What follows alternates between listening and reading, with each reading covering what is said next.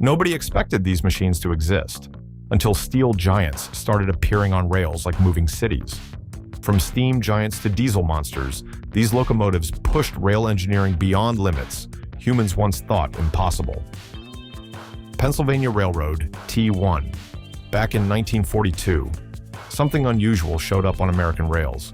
The Pennsylvania Railroad T1 didn't look like a normal steam engine. It looked fast, even when it was standing still. A futuristic design built for passenger speed, almost like the railways were trying to outrun the future itself. It carried a 4-cylinder system and produced around 6,000 horsepower in theory. But what really stood out was its presence. Over 37 meters long and nearly 400 tons, it felt less like a train and more like a moving building. But here's where it gets tricky. Wheel slip became a real problem. Even with all that power, controlling it wasn't easy. Engineers had to fight it every second. And then it just disappeared from history with no surviving unit today. Chesapeake and Ohio 1309. And then, something completely different appeared in 1949. The Chesapeake and Ohio 1309, one of the last true steam giants built in America. This wasn't designed for speed or beauty. It was built for survival, for coal routes deep in the mountains of West Virginia, where the tracks weren't forgiving at all. It used a 2662 articulated setup, meaning it could bend through curves while still pulling insane weight. And we're talking about nearly 98,000 pounds force of tractive effort. That's not just power, that's raw force, pulling against entire mountain ranges. At 291 tons loaded, it didn't move gracefully. It dominated. And what's insane is this. Decades later, it came back to life again as a restored tourist locomotive. Union Pacific Challenger. Now, this is where things start to scale up again. The Union Pacific Challenger arrived in 1936, and railroads immediately knew this wasn't just another freight engine. It was something in between worlds, speed and brute strength combined. It used a 4664 articulated design, almost like two engines sharing one body. And that's where the idea of dual power starts to make sense. Two driving wheel systems working together, pulling long freight across the American West.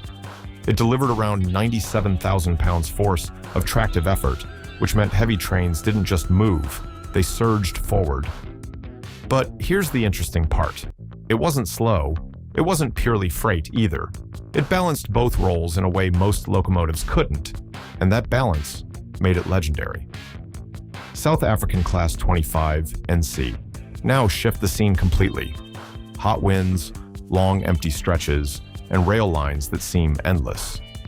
That's where the South African Class 25 NC entered in 1953.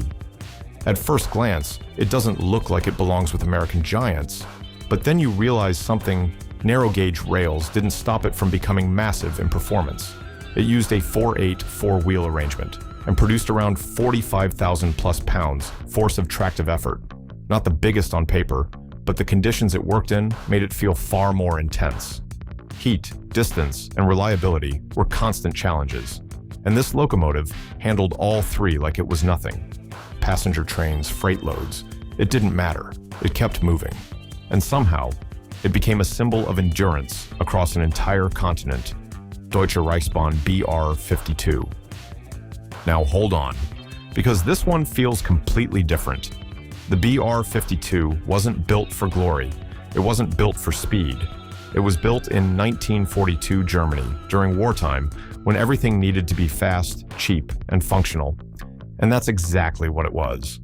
A 210 freight locomotive designed for mass production, simple structure, rugged build, no luxury at all. Just raw industrial purpose. It produced around 1,600 horsepower, which sounds small compared to giants. But that wasn't the point. The point was survival under pressure. Destroyed tracks, harsh weather, constant heavy use. It handled all of it. And here's the twist. Thousands were built, not one or two, thousands. It wasn't rare, it was everywhere. Soviet LV and P-36 locomotives. And then the story moves east, far beyond America and Europe. In the Soviet Union, rail wasn't just transport. It was survival across endless distances. That's where the LV and P-36 locomotives step in, built for completely different missions, but sharing the same philosophy. Don't stop, no matter what. The LV was all about freight. Heavy loads, long stretches, constant pressure. But the P-36, that one was different. It was built for speed. A passenger steam locomotive, capable of reaching around 125 kilometers per hour, cutting through massive frozen landscapes like it was nothing. Both machines were built for extreme cold, brutal weather, and unbelievable distances. And that red stripe on the P-36, it became more than design.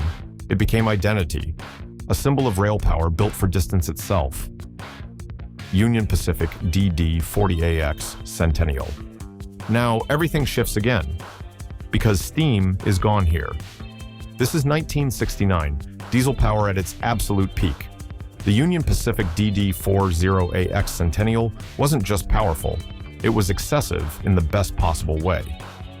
Two V16 engines working together, creating a total of 32 cylinders inside one machine. That meant around 6,600 horsepower pushing through a single frame. And then you see it, 30 meters long, a steel wall on rails, dominating entire corridors in the American West. With 136,000 pounds force starting tractive effort, it didn't just move trains, it dragged entire systems forward. But here's the twist. Only 47 were ever built. Rare, powerful, and almost over-engineered. And when it passed, you didn't just hear it, you felt it. Northern 2-10-2. Rebuild 2-1102. Now, this one has a different kind of story, because it didn't start as a legend. It began as an early 20th century locomotive, then got rebuilt into something far more powerful and refined. The result became known as the Northern 2-1102. A 4-8-4 configuration gave it balance, speed, and raw pulling power all at once. In coal service for the Reading Company, it dominated heavy freight routes with tractive effort, reaching up to nearly 79,000 pounds force with booster support. And the size? Around 404 tons of total system weight with massive 70-inch driving wheels built for stability.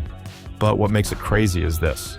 After decades of silence, it returned in 2022 for excursion service, like it never left. Union Pacific 844, high-speed legend.